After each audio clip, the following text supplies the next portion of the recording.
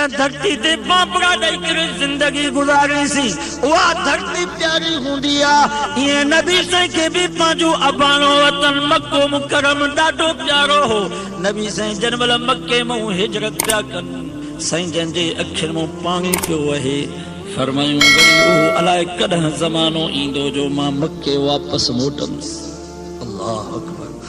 ऐं यादि रखो मुस्लमानो बच्चो परेशान थींदो आहे अबो अम्मा तसल्ली ॾींदा आहिनि मुरीद परेशान थींदो आहे मुर्शिद तसल्ली ॾींदो आहे शागिर्द परेशान थींदो आहे उस्ताद दिलदारी ॾींदो आहे पर ख़ुदा जी ज़ात जो कसम आहे जॾहिं मुंहिंजो सोनो नबी रोंदो आहे त पैगंबर खे दिलदारी ॾियण वारो अल्लाह हूंदो आहे। सुभान अल्लाह।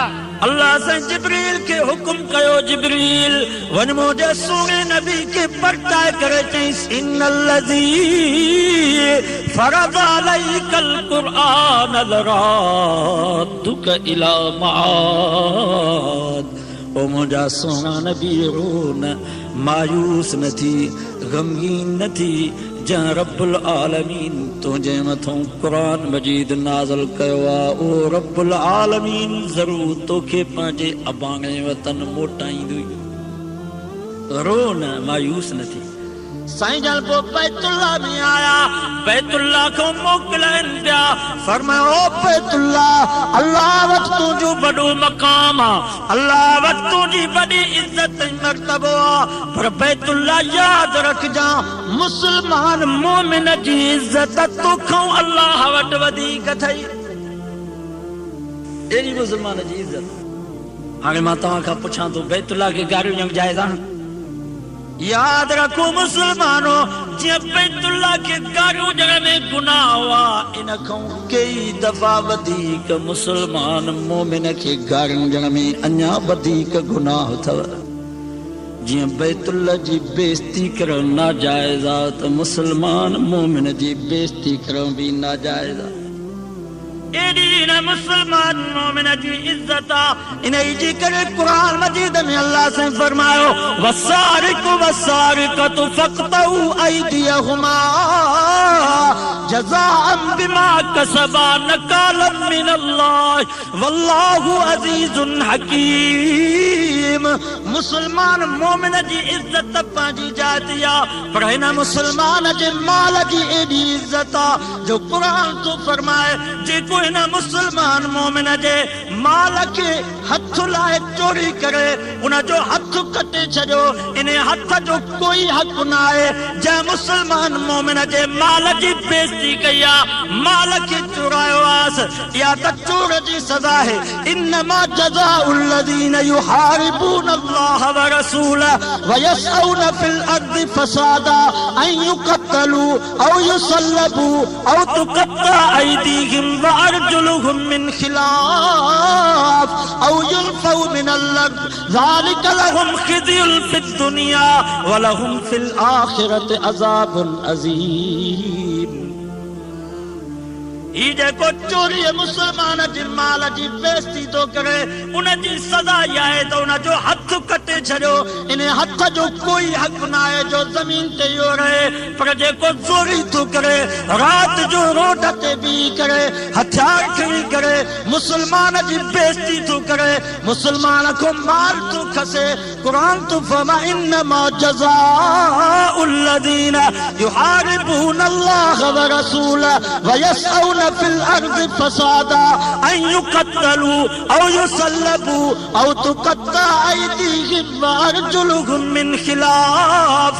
जेको सिर्फ मुस्लमान खे हथियार खणी करे गुज़ारे थो उन जो हथ भी कटियो उन जो पेर भी कटियो। जेको चोरी मुस्लमान को माल फुरे थो कुरान तो फरमा उन खे सरेआम फांसीअ ते लटकायो ता त दुनिया खे पतो पए त मुस्लमान जी केॾी इज़त आहे। ऐं कुरान मजीद में अल्लाह से फरमा कुंतुम खैर उम्मतिन उखरिजत लिन्नास तामुरून बिल मारूफ व तनहौना अनिल मुनकर व तुमिनून बिल्लाह वलौ आमन अहलुल किताब लकान खैरन लहुम मिनहुमुल मुमिनून व अक्सरुहुमुल फासिकून। से फरमा तव्हां भले में भली उम्मत आहियो। छो त तव्हां वाइद था कयो, इन जे करे भला। तव्हां माण्हुनि खे निमाज़ जे लाइ मिंथ था कयो, इन जे करे भला हो न। तव्हां बिस्तरा खणी करे दर दर ते वञी माण्हुनि खे मिंथूं था कयो त हलो मस्जिद, इन जे करे भला हो न। अल्लाह साईं फरमायो तव्हां भला इन जे करे हो जो तअमुरून बिल मारूफ, नेकीअ जो हुकुम था कयो। नेकीअ जो असां हुकुम कयो आहे तव्हां, असां त मिंथूं था कयो, महिरबानी कयो निमाज़। तव्हां भला तॾहिं आहियो जो जना बेनिमाज़ी खे चओ त निमाज़ पढ़ न त 6 महीना जेल में, पोइ तव्हां भला हो। चोर जो हथ कटियो, पोइ तव्हां भला हो। धाड़ेल खे सरे आम सखर जे चौक में फांसी ते लटकायो, उन जा हथ बि कपियो, पेर बि कपियो, पोइ तव्हां भला हो। ज़ानी खे सरे आम पत्थरनि सां संसार कयो, पोइ तव्हां भला हो। भला तॾहिं आहियो। दुआ कयो अल्लाह साईं असां मुस्लमाननि खे इहा क़ुवत उन जे लाइ तयारु आहियो। इहे असांजा हुकुमरान, असांजे सूबे सरा जे उलमा हिकिड़ो हस्बा बिल पेश कयो, जंहिंजो मक़सदु हुयो त चोरनि ते पाबंदी लॻे, धाड़नि ते पाबंदी लॻे, रुश्वत ते पाबंदी लॻे, व्याज ते पाबंदी लॻे। मुस्लमान जेके बि औरतूं आहिनि उन्हनि खे पैगंबर जो पर्दो ॾिनो वञे। पर असांजे हुकुमराननि, असांजे सदर साहब उन हुकूमत ते केस कयो त असां रोशन ख़्याल आहियूं। रोशन ख़्याल जो मतिलबु आहे त चोरी बि खुलियल, धाड़ो भी खुलियल, रुश्वत भी आम, व्याज भी आम हुजे। हालांकि व्याज जो नंढड़े में नंढड़ो गुनाह हुयो आहे। हदीस में चए थो जेको थोरे में थोरो व्याज खाए थो उन जो नंढड़ो गुनाह इहो आहे जो 70 दफ़ा पंहिंजे सॻी माउ सां बैतुल्लाह में बदकारी कई। ही असांजा हुकुमरान चवनि था त इहो व्याज खुलियल हुजे, छो त इहा रोशन ख़्याली आहे। औरतुनि खे नाच कयो वञे, हैफ़ हुजे मुस्लमानो, असांखे ॿुॾी मरणु खपे जो नचाइण वारा बि मुस्लमान त नचण वारियूं बि मुस्लमान। असां त उन पैगंबर जा गुलाम आहियूं, उन मदीने वारे साईं जा उम्मती आहियूं। जंहिं ग़ज़वे हुनैन जे मैदान में हिक काफ़िरानी औरत जे मथे ते पंहिंजे नबूवत वारी पाक चादर रखी, साहबाज़ के से इन्नहा काफ़िरतुन, ये त काफ़िरानी आहे। पाण फरमा इन्नहा बिल्तुल, जीअं फातिमा मुहम्मद जी न्याणी आहे त हीअ काफ़िरानी बि मुंहिंजी न्याणी आहे।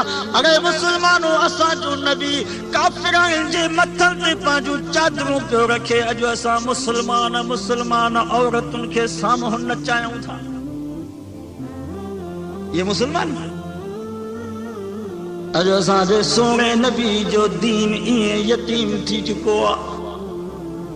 जीअं मुंहिंजो सोणो नबी यतीम थी वियो त मके जूं मायूं मुंहिंजे सोणे नबी खे छॾे हलियूं वयूं। अॼु असांजे सोणे नबी जो दीन बि एॾो यतीम थी चुको आहे जो जवान बि क़बूल करण जे लाइ तयारु कोन्हनि के, पुराड़ा बि क़बूल करण जे लाइ तयारु कोन्हनि के, मर्द त क़बूल करण जे लाइ तयारु कोन्हनि के। पर असांजे मुस्लमाननि जूं औरतूं बि मुहम्मद जे दीन ते तबरो थियूं। एॾो नबी जो दीन असां उन्हनि यहूदनि ऐं नसारनि जे पोयां लॻा आहियूं। यहूदनि नसारनि वॾी तरक़ी कई आहे, चंड ते वञी पहुता आहिनि। तंहिंजे करे असांखे उन्हनि जी इक़्तिदा करणु खपे। ओ मुस्लमानो, ये तव्हांजा यहूदी नसारा जहाज जे ज़रिए सां चंड ते वञी पहुता आहिनि। तव्हां इन्हनि बेगतनि जी ताबेदारी था कयो। असांजो सोनो नबी बग़ैर जहाज जे, बग़ैर सवारी जे 7 आसमान टपी वञी अर्श ते पहुतो आहे। तव्हां अॻे सोने नबी खे छॾे ॾिनो। असां उन्हनि यहूदनि नसारनि जे पोयां लॻाऊं जेके असां मुस्लमाननि जा कातिल, मुस्लमाननि जे बचनि खे यतीम बनाइण वारा, मुस्लमाननि जे औरतुनि खे बेवा बनाइण वारा। अॼु असां मुस्लमाननि खे उन्हनि जो तरीक़ो वणे थो, पर उन नबी जो दीन असां मुस्लमाननि खे नथो वणे जेको रातिनि जो रातियूं असांजे लाइ रोए पियो। ये असांजा हुक्मरान चवनि था त अमेरिका ऐं बर्तानिया वारा असांजा ख़ैर ख़्वाह, नबी जो दीन असांजो ख़ैर ख़्वाह कोन्हे। ही हालत आहे मुस्लमान। अजमात मुअद्दिबाना गुजारिश खणी आयो हां रात जो पोयो पहरा अज सब वाइदो कयो त इंशाअल्लाह असां पांजे मुसलमानन पेडो हिन जे खून जो इन्हनि ज़ालिमन खां बदलो वठंदासीं इंशाअल्लाह। याद रखो जेके हुकूमत जा माण्हू जेके इलेक्शन में बीठा इन्हनि जा हथ सां मुसलमाननि पेडो इनजे खून सां रंगियल ही क़ुरान मजीद मुंहिंजे साम्हूं पियो आहे। जेकॾहिं तव्हां मुसलमाननि कलमे वारनि हिन इलेक्शन में इन्हनि जो साथ ॾिनो त क़यामत जे ॾींहुं मुफ़्त में तव्हां पेडो हिन मुसलमाननि जे खून में पकड़िया पिया हूंदव। इन्हीं करे कुरान मजीद में अल्लाह से फरमा वत्तकू फितनतन ला तुसीबन्नल्लज़ीन ज़लमू मिनकुम खास। अल्लाह से फरमायो अहले अज़ाब को बचो जेको ज़ालिमन जे ला खास न हुंदो पर जेको ज़ालिमन जो साथारी हुंदो ओ भी क़यामत जे ॾींहुं रहजी वेंदो। मेहरबानी कयो असां तव्हां जा ख़ैर ख्वाह खुदा जी ज़ात जो कसम जेकर तव्हां जे खिलाफ असां जे दिल में बदख्वाही हुजे अल्लाह हिन ई वक्त असां जे मथों मौत आणे असां तव्हां जे लाइ मेहरबानी उलमा जो साथ ईंदा रखो। मां तव्हां खे छा ॿुधायां इन्हनि जी हालत असां जे ज़िले नौशहर फ़िरोज़ जी बिजेट 1 अरब 30 करोड़ आई घणी 1 अरब सिर्फ असांजे कंडियारे जे शहर जे लाइ 6 करोड़ रुपया मंज़ूर थिया पर 10 लखनि जेतिरो बि कमु कोन थियो। ई पैसा केॾे विया? असांजो नाज़िम साहब जेको बिना मुक़ाबले जे हालांगे में खटे वियो आहे उन जेके हालांगे जे ॿिन्ही पासनि गेट ठाहिराया आहिनि हिकिड़े हिकिड़े गेट जी क़ीमत 10 लख रुपया 10 लख रुपया पंहिंजे शहर जे चौबाज़ गेटनि ते ख़र्च कयो आहे पर असांजा मुसलमान ग़रीब वीचारा अटे जे लाइ बरनि था उन्हनि जी संभाल ई कान्हे।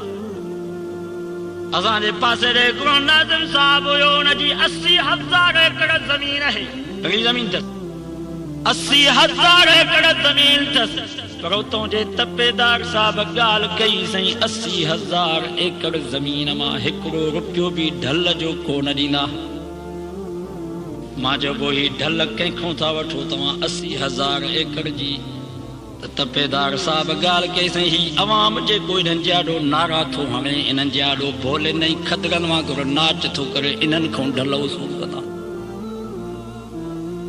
सम्झो था की न इन्हनि वारी ढल बि सही असां खां वसूल कई थी वञे मुंहिंजा मोतबर साईं मतां तूं सम्झी त वॾेरो मुंहिंजी ढल ॾींदो उन वारी ढल बि तूं थो भरे आहे की न ग़लति थो चए।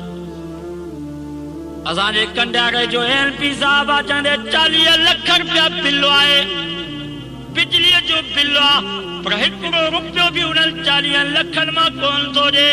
उतां जी इंतज़ामिया खे चयो वियो ही तव्हां ग़रीबनि ऐं मिस्कीननि जी ॻोठनि जी रातनि जो